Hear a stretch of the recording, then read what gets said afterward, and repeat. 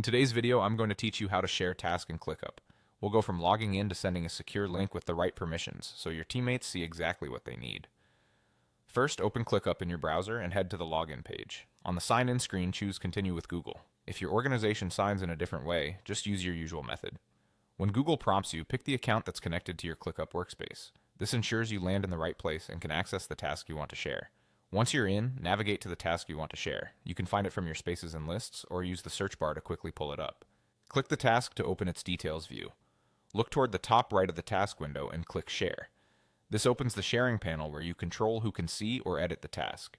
If you need to generate a link, adjust the setting that allows sharing via link.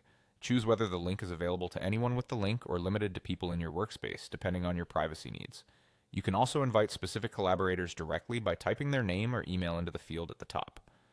This is great when you know exactly who should have access and want to avoid broad link sharing. Before you send anything, review permissions. Set the appropriate level, such as view only for stakeholders who just need to read, comment access for reviewers who should leave feedback, or full edit rights for teammates who will update the task.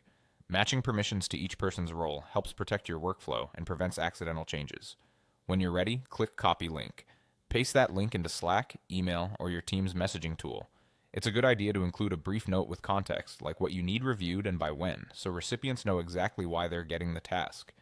If you ever need to change or revoke access later, return to the Share panel to update permissions or turn off link sharing.